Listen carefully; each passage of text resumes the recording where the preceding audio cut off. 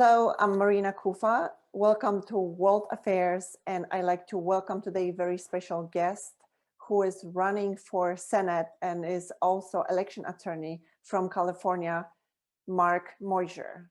Thank you. Instead of promoting policies that will damage America, it is my job to educate the voters how there is a better solution to fixing problems that Americans are so frustrated with. This is one of your powerful statements. How can you go about it? Well, one of the problems that we live in today is what I call soundbite news. People have these nice short clips, 8 seconds long, and they try to, and the problems of our world they don't fit into 8 seconds. The other day, somebody asked me about climate change. And I said, what do you mean by climate change? What is even your definition of climate change? And they actually got mad at me because I was making them actually define, a term. And too often in politics, we get down to, we try to summarize complex ideas by very, very short sound bites. Right. As an attorney, you have to quite often, you have very complex subjects that you do have to break down into easy, understandable ways, but you don't limit yourself to 8 seconds. You have to logically take your jury through the evidence. You have to take them through everything. And so there's a lot of things out there where people think that they have a position, but when you take the time and start walking them through the process, and you take the time to educate them on what all is going on, you quite often, it's not necessarily changing their minds, you actually open their minds to understand more.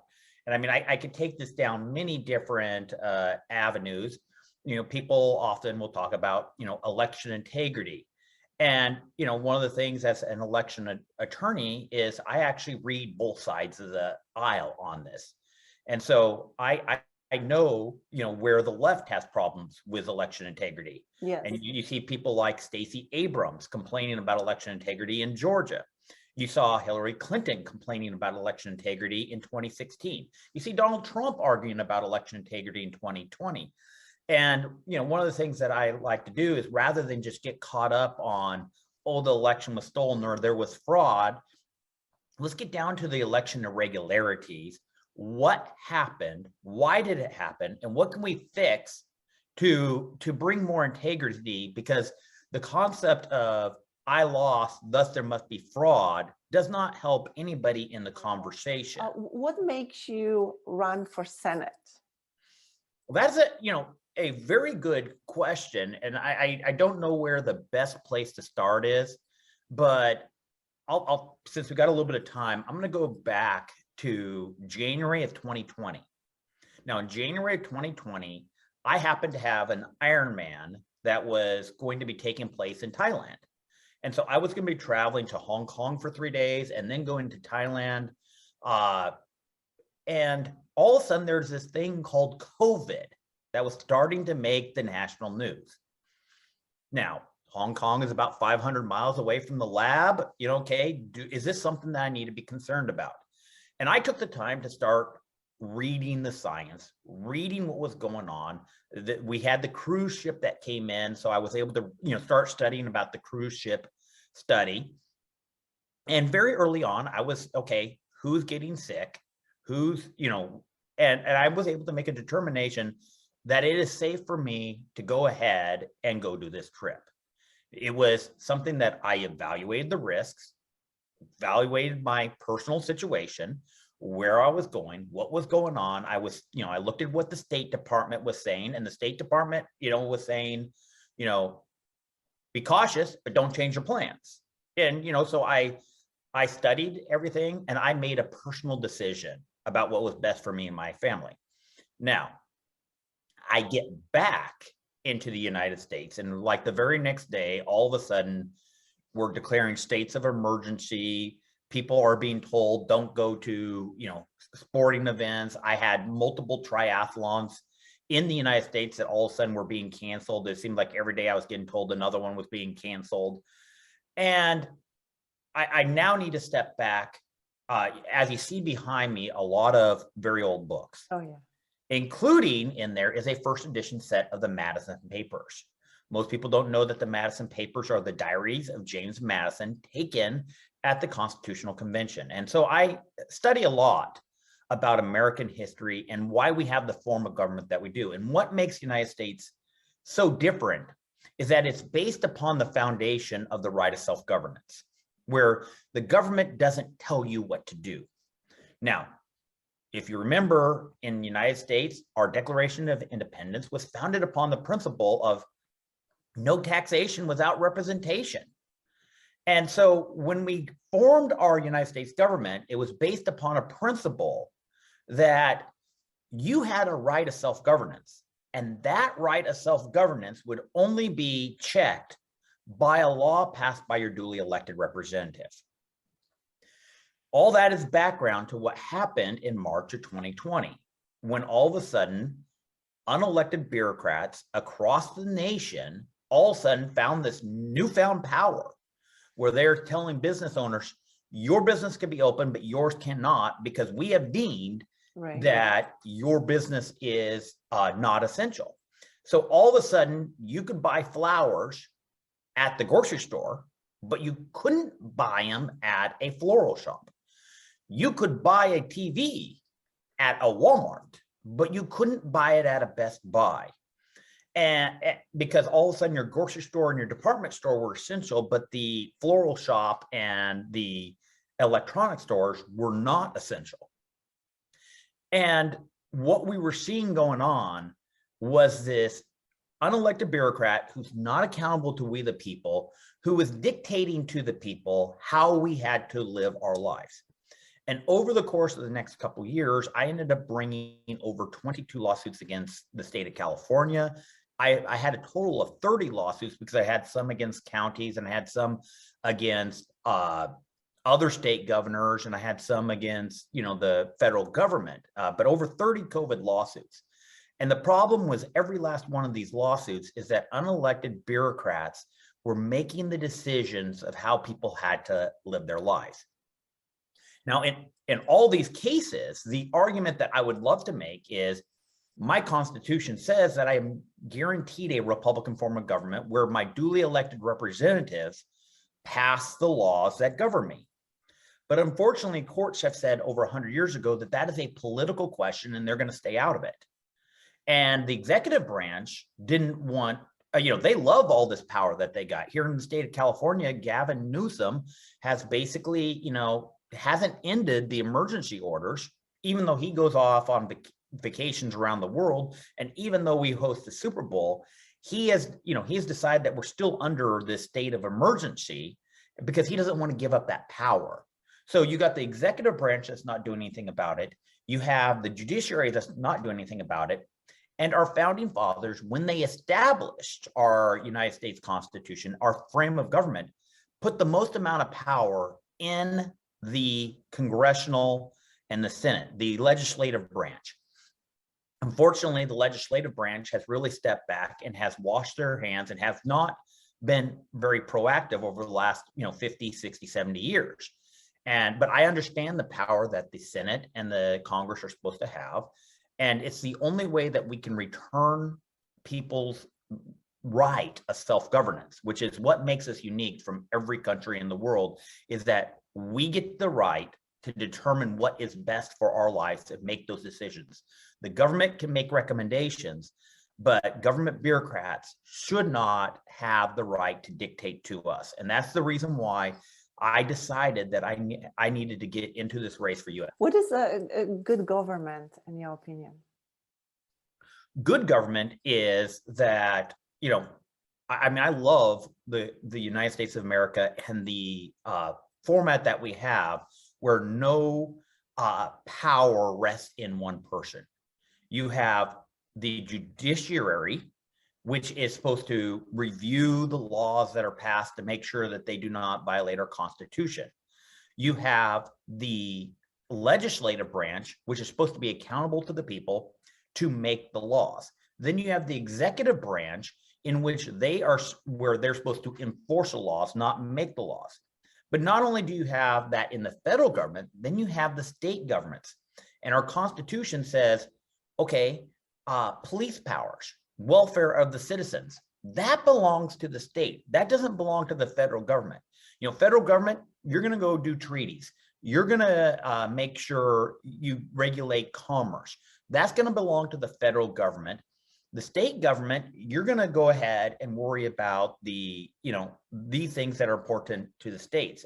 And, education is supposed to be a local issue where parents have the most amount of interaction. The government that governs least governs best. And the government that is closest to the person is the one that's going to be most responsive to we the people. So you see a lot of problems when you start passing problems up the chain and say, oh, let's just let the federal government handle everything. And then Congress says, well, we're going to just let the president or the executive branch handle everything. The more power you concentrate in one person, the more likely you're going to have tyrannical government.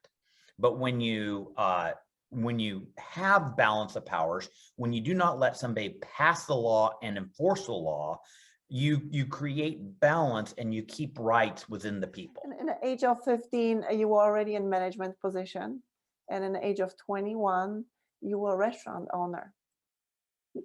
Well, I mean, I always was out there trying to find ways to. You were a go-getter. I was a go-getter. I mean, whether it was raising sheep, raising pigs, picking strawberries, picking cherries, making fudge and selling it over the holiday season. My parents weren't rich. They didn't give me allowance. If I wanted to go buy the coolest new toy, I had to go earn the money, and I had to find ways to earn that money. And I didn't live in an area where I could necessarily go mow the neighbor's lawn or something like that. I mean, I had to find creative ways to make money. So I was an entrepreneur, they said. And so from a very, very, very young age, I was just always out there finding creative different ways to, make money. I mean, I remember I bought bummer lambs for like $15 a piece. And then I, bottle fed them, raised them. And then at the end of the year, I, sold them to market. So, yes, I have been very creative with making money, but that's, my parents, didn't just let me sit around. You want books to read? Well, you got to go buy it. Your love for a Constitution. Let's talk about that. Well, that again started as, a teenager. I started, I was always an avid reader, but I fell in love with reading U.S. history. And the first book is actually, I still have that first U.S. history book that I read. It's called From Sea to Shining Sea. And it really just started giving me a love of just how unique United States of America was, and the Declaration of Independence, the United States Constitution. And, as I, started to read more about the founding fathers, what was important in their lives, I started to understand this good government that we had. I, didn't just start relying upon what modern authors were saying about what happened in the past. I started buying the books that our founding fathers were actually reading, what their friends were writing, or shortly after their lives, what their peers would write about them. So I didn't just take, okay, what's the modern scholar saying about what happened 100 years ago? I went back, I started, falling in love with reading what they were thinking at the time and what they were seeing was important. And it's just become, some would say it's an exception, but I just call it, it's my hobby. It's my passion. Yeah, it's a great collection. Which one is your favorite? I got to go to my first, the Madison Papers, the first edition set of the Madison Papers, 1840, 5 years after James Madison passed away. That was my first old books that I bought, and it's hard to top it. But I mean, I got some really good books in here. I can see. You not only run for Senate, but you also run marathons, right?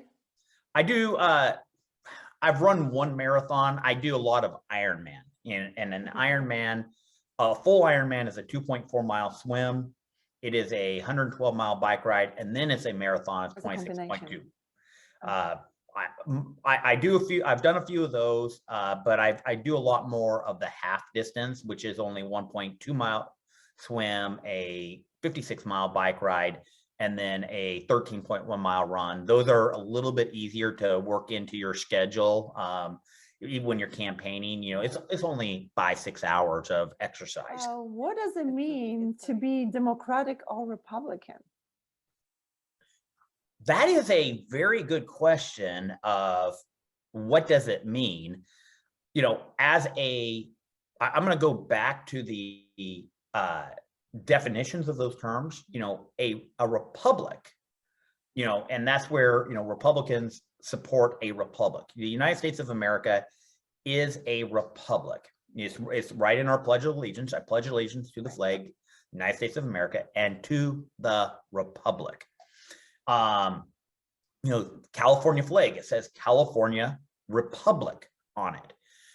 What a republic is that we, the people, do not get to have direct access of passing our laws.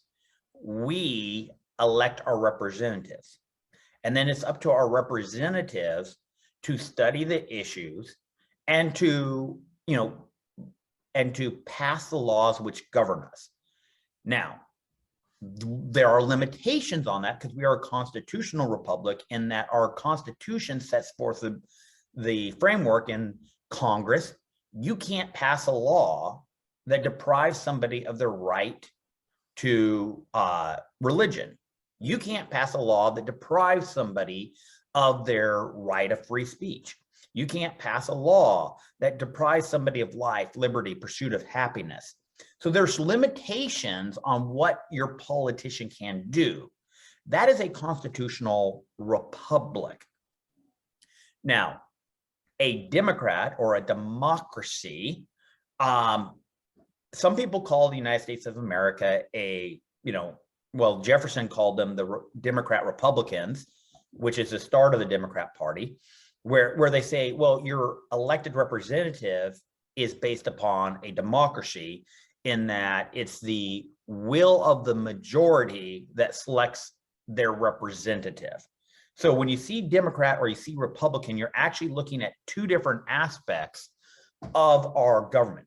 The United States of America is not a democracy, because a true democracy is that we, the people, would be voting on the laws that govern us. And we don't do that. There's a layer, there's a republic between that. But, you know, we do not want to live in a society where the majority is able to deprive the minority of their rights.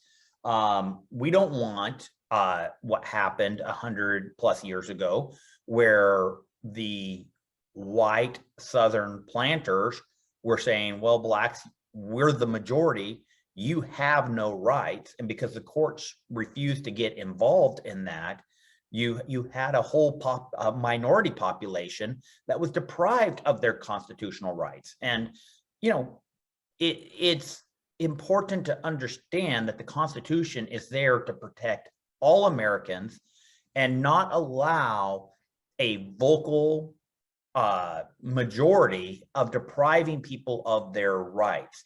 So Republican is a brand. Democrat is a brand. Libertarian is a brand. And that brand can change its message with time.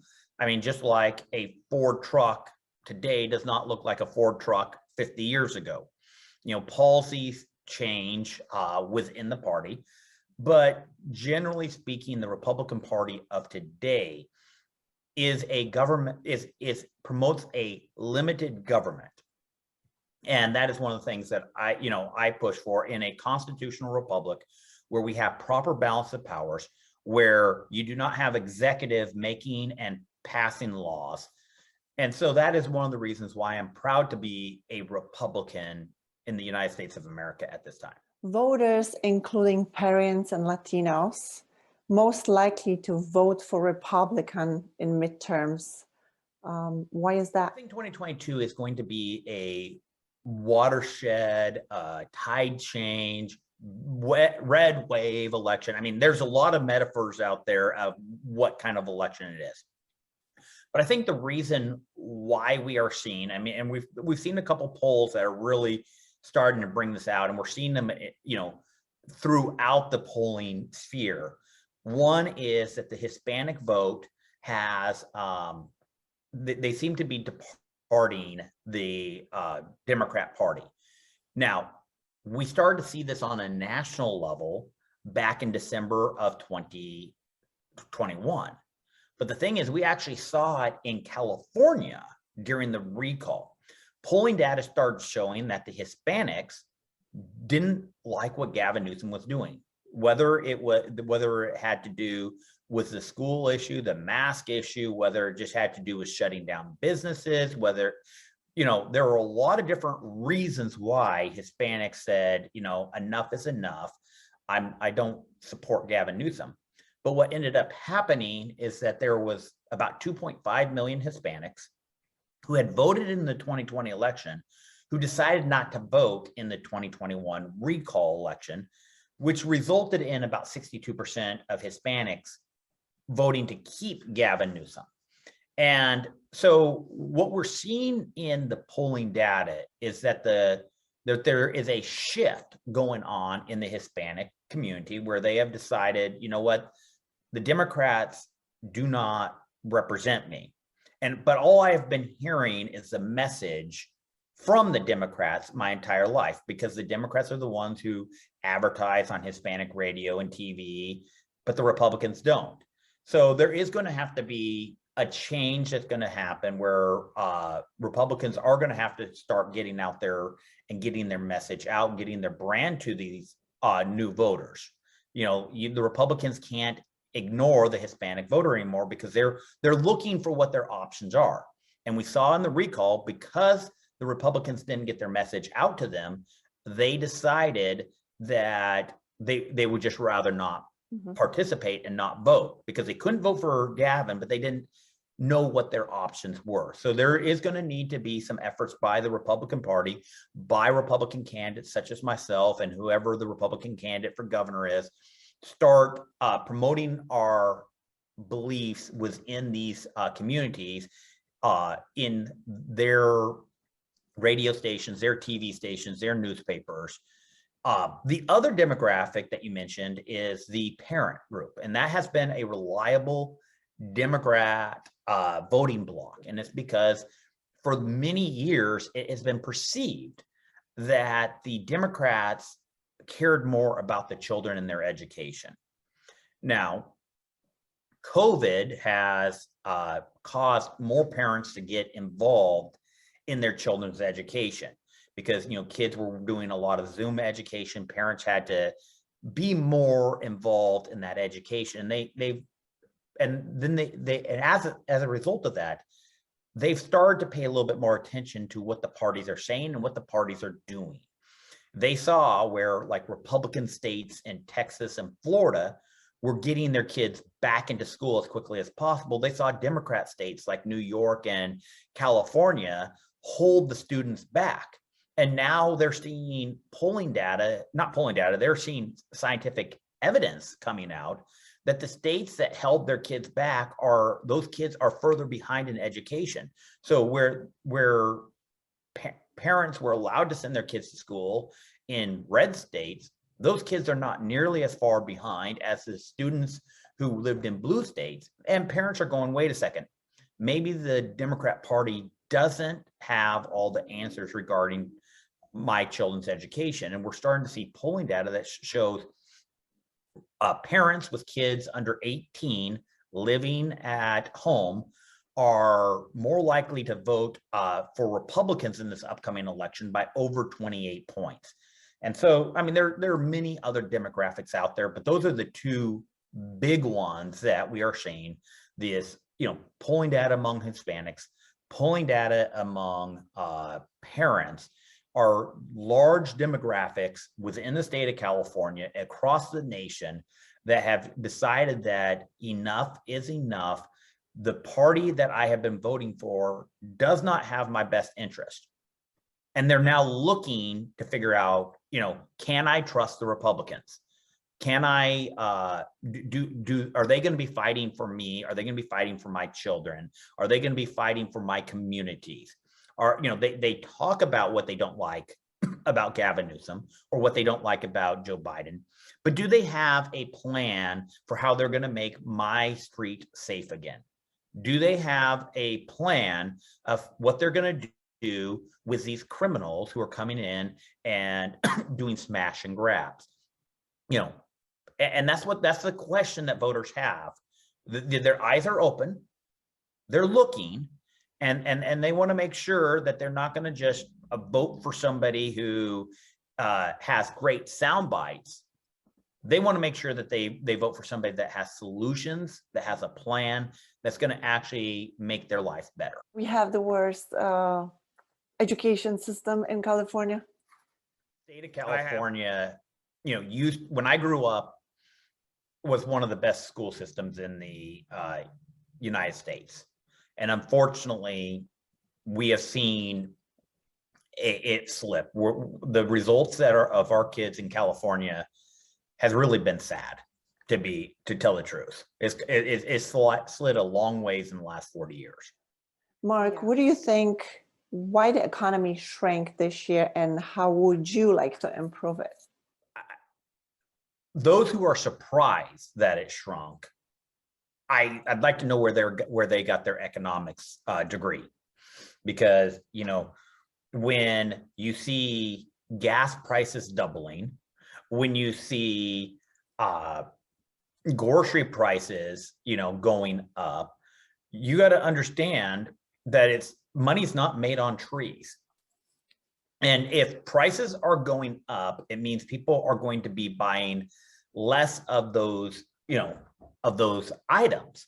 And it's going to just have a negative impact. I mean, you could study what happens when you start getting inflation month after month after month. There is always the economy starts slowing down, and it makes sense to anybody. Let's say you make $100 a day and you're going to spend, $10 of it on meals. Well, if all of a sudden what used to cost you $5 a day in gas is now costing you $10 a day in gas, that $5 has to come from somewhere. And it usually comes from discretionary spending. So maybe you're not going to go to the movie theater. Now it's going to be harder for movie theaters to hire staff. They're going to have to lay off people. They're not going to sell as much, junk food at the counter. People are going to be less likely to go take a vacation. Now that industry takes a hit. Now those people don't have jobs. Now those people aren't able to buy stuff. And so when prices are going up, what happens is people first start their discretionary spending. Then they start finding creative ways to save more money. I mean, one of the things about COVID-19 is that a lot of people who just always ate out learned how to cook, and they learned how to save money, cooking at home. Well, that's good for the grocery stores. It's not necessarily good for the restaurant right around the corner from your house. So when the bigger surprise is that the politicians are surprised that our economy is going into a recession right now. That's the biggest surprise, is that anybody's surprised that, because there's causes and effect. If you touch a hot stove, you're going to get burned. If you start spending more money than you have as a society, you're flooding, the effect of flooding dollars into the economy. All you're doing is creating inflation. The faster your inflation's going, the more you're going to actually hurt the long term. So while politicians might get a nice little bump by spending billions of dollars in COVID relief, there are causes and effects, and these are very easy for anybody who follows, world markets, let alone what's happened in the United States over the last, 200 years. So you're running for Senate. What changes would you apply, and how can we fix it? Probably the number one thing that has to happen is we have to rein in the executive branch. We cannot afford to allow them to be dictating how Americans live their lives. What can you do as a senator to reverse the course? We need to, when parents have less say over their children's education than some unelected bureaucrat in DC, there is a problem. Parents understand it. That's why they're getting involved with the elections in 2022. We saw doctors are absolutely frustrated because some unnamed doctor or bureaucrat in DC had more say over their patients' health than they did. And, business owners are frustrated because some unelected bureaucrat got to pick which side of the list you were on, and depending on what side of the list you're on, determined whether or not you were able to make a living or whether you were having to go take a loan from the federal government just to keep, paying your employees. And we're going to have to rein in the unelected bureaucracy and go back to more of our sound Republican form of government, which is, your legislature passed the laws, the executive enforces the laws. We also need to go in there and along those lines is we have to get in there and we have to start removing power from DC when it comes to education and getting it back to the local level where teachers and parents can actually make better decisions for their kids. We need to get all these mandates that are being shoved down on our schools, which are meaning schools are spending all the money on bureaucrats. We need to get the bureaucracy out of our government. You're never going to get it completely out, but we need to start eliminating a lot of waste, fraud, and abuse. We got out of control inflation right now. The only way that we're going to start checking that is when we start balancing our own budget. You, as an individual, have to balance your budget. I have to balance my budget. The state of California has to balance their budget. We need our federal government to start balancing its budget. And we're going to have to start, we have allowed the federal government, these agencies, to just bloat their budgets, and we need to go back in there and we need to audit every last one of them. We're going to need to start eliminating waste, fraud, and abuse. And then we also need to start dealing with the crime that's going on in this country, the illegal drugs that are just pouring across our southern border, the human trafficking that's coming across our southern border right now. Building a wall with big gates, it's just one way to make sure that what is coming in from the southern border is those people who have proper work permits, who are here for the proper reasons. We do need to update our immigration policies. There's a lot of problems with it. Everybody knows it is, but it's a political hot button issue. And rather than deal with the problem, a lot of people let's just pass the buck and let's bury our head in the sand. Well, it's not going to fix itself by burying our heads in the sand. What's happening is the criminals are taking advantage of that. We're going to have to make the hard decisions. What is the most important challenge for you as Security It's Global? easier for somebody to break the law and cross the southern border than it is for somebody to go through the process legally. There's a problem there. There are many, the United States of America is who we are because of the freedoms and liberties that we have. And we need to make sure that our immigration policies are properly aligned with what the needs of the country are. And we need to set up proper procedures for doing it legally. I mean, the big tech companies have found ways to make sure that their people get into the United States for their well-paying jobs, but we seem to forget about the farmers and ranchers who need hands for a couple months to help bring in their crops, which feeds our nation. And we don't have proper procedures that make it easy for them to get the staff that they need. And, you know, if we made it legal for these people to come in, work a season, then go back to Mexico or go back to Central America, we might alleviate a lot of the problems that we have at the southern border. And by properly making proper ways for them people to come in legally, it will make it easier for our border patrol to actually take care of the illegal elements that wants to take advantage of our borders. You mentioned big tech. Recently, Elon Musk bought a Twitter.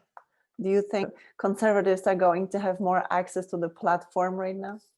Well, my personal story is, you know, I've been on Twitter for about 10 years. I've never got my blue badge until the day after Elon Musk, you know, decided that he was going to buy Twitter. All of a sudden, I got my blue badge. You know, it's there's a lot of stories like that. You know, I know my boss all of a sudden had a huge bump in her Twitter following. My Twitter following bumped like 10% in the first 48 hours.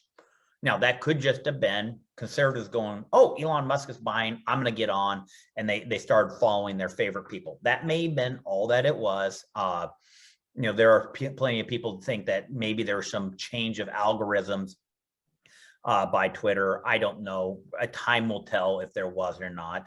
But that being said, we live in the United States of America.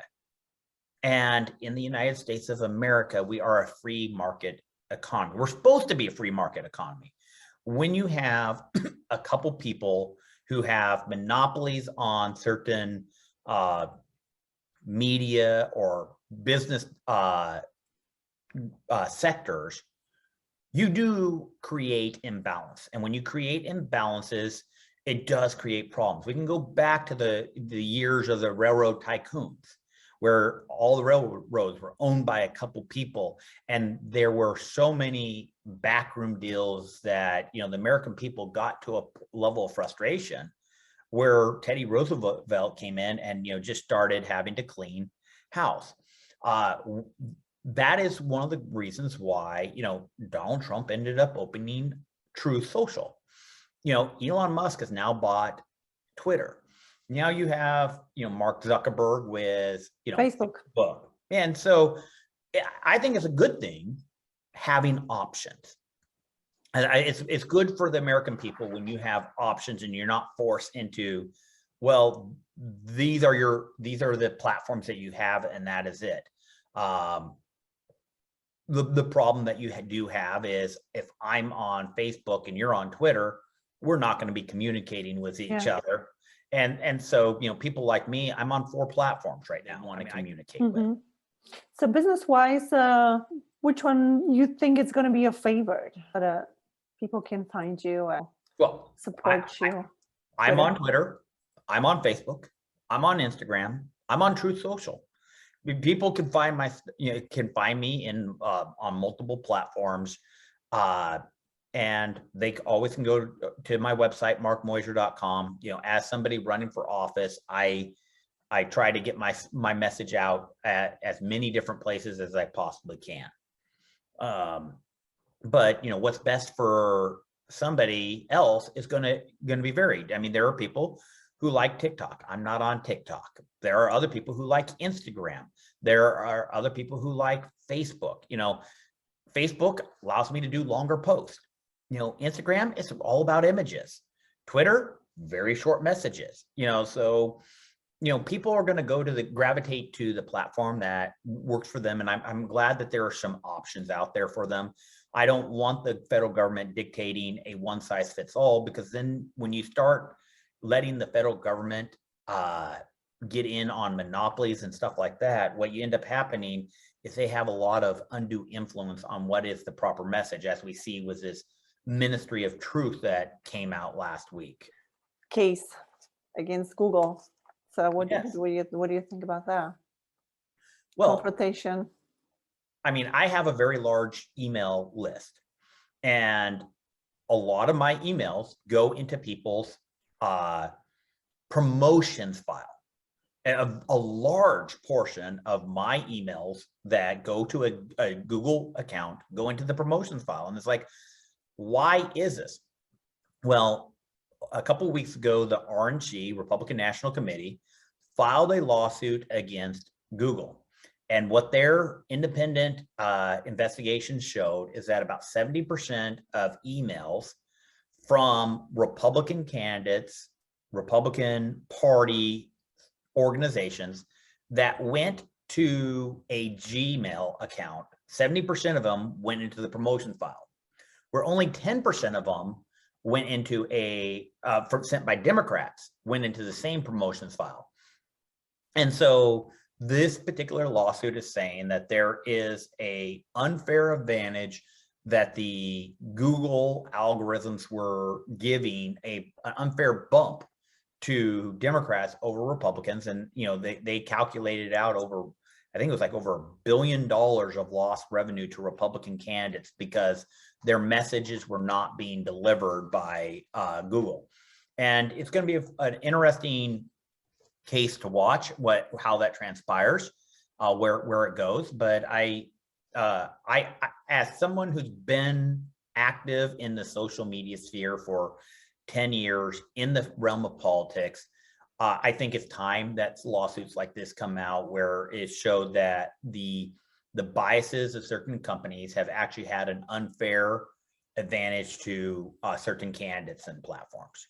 Do you think that there's ever going to be a platform that will have a fair control? Because, there's always somebody has control over something. You clearly don't want a platform that's government controlled, because the First Amendment is actually to prevent the government from controlling, controlling our thoughts, controlling our actions, controlling our words. The First Amendment was put in place because King George was trying to do that with the colonies. And that was one of the reasons why we declared our independence, is like, wait a second, time out. You can't tell us what to think, what to write, and what to read. Right. And very few people in America think that that's a good idea. The thing is going to come down to it, and this is what's going to be so interesting to watch with Elon Musk, as he presents what he is calling a First Amendment platform.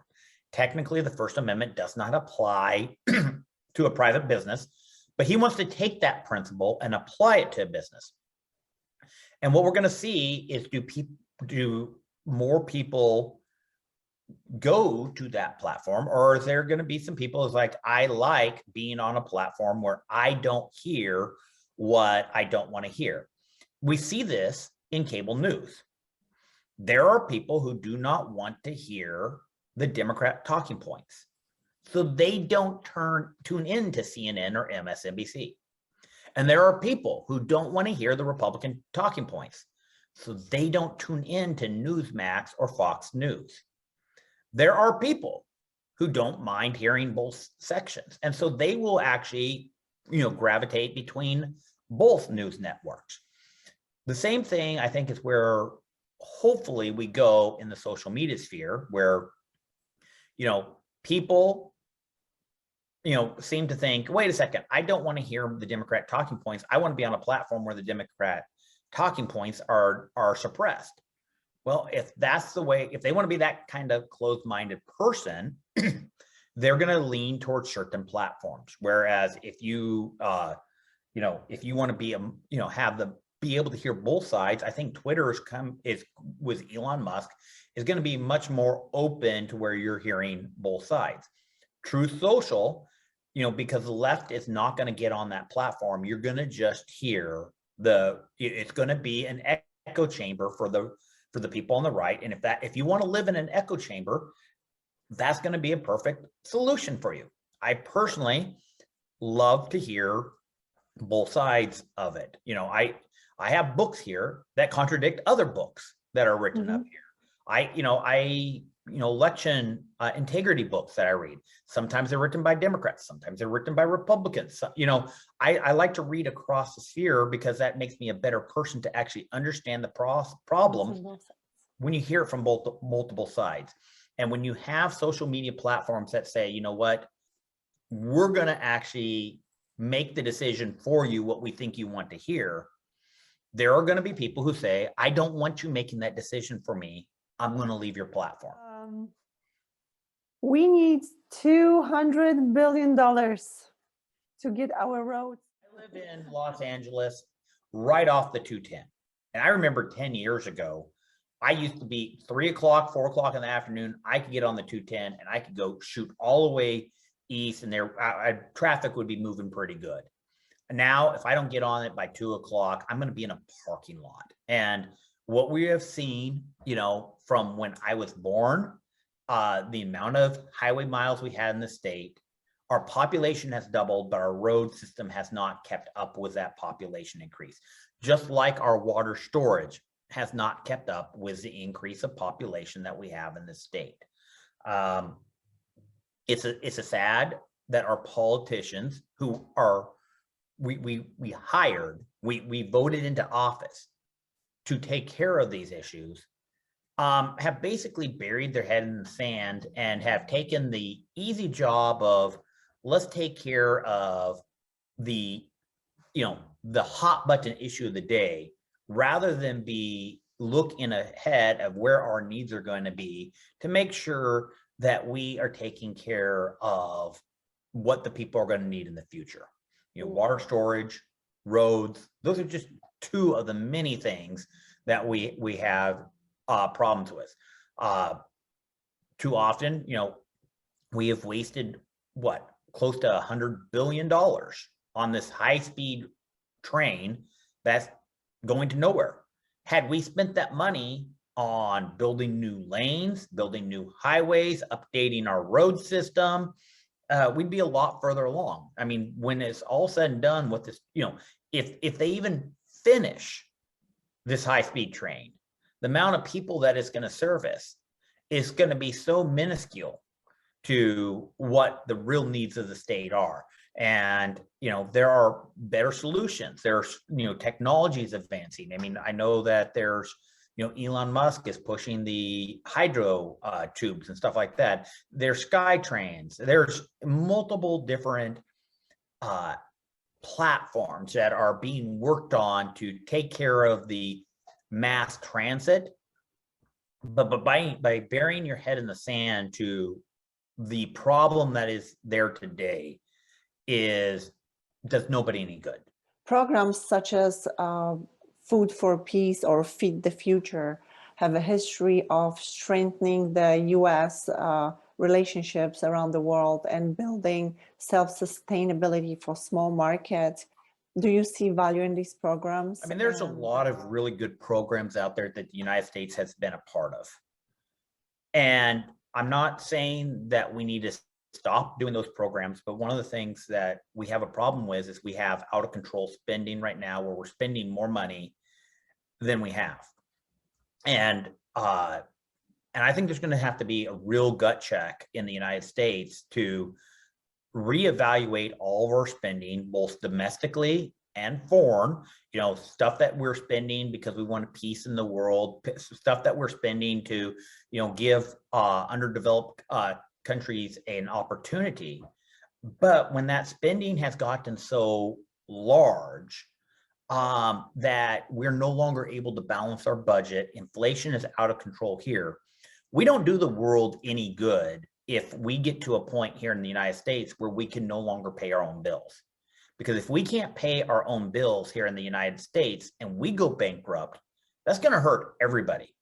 So one of the concerns that I have is right now with the United States budget out of control, that we're going to have to reevaluate all spending, and we're going to have to get rid of some spending that may be, that feel good spending, or, we're spending that actually helps other people.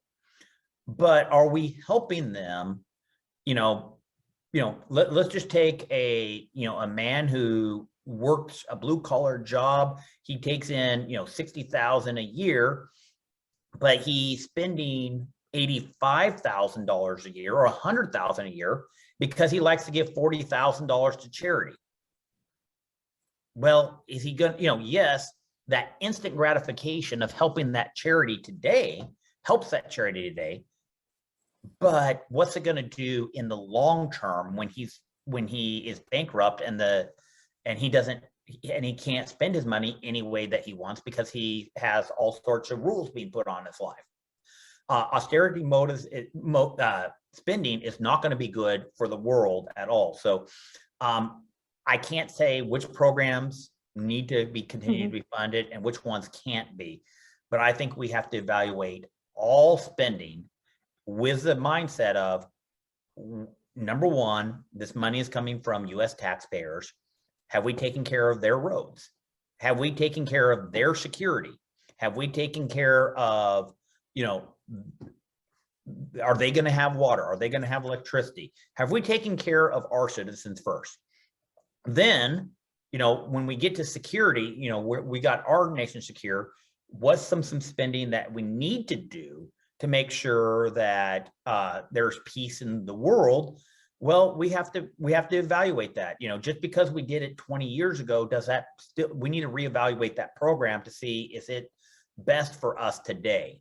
And so as I look at it, unfortunately, I think every spending by the federal government needs to be reevaluated with today's standards and with today's reality that we have to balance our budget. Not much time, but I'd really like to talk to you about the war in Ukraine that is going on. The war in Ukraine is a tragedy that was brought on because of weak leadership here in the United States.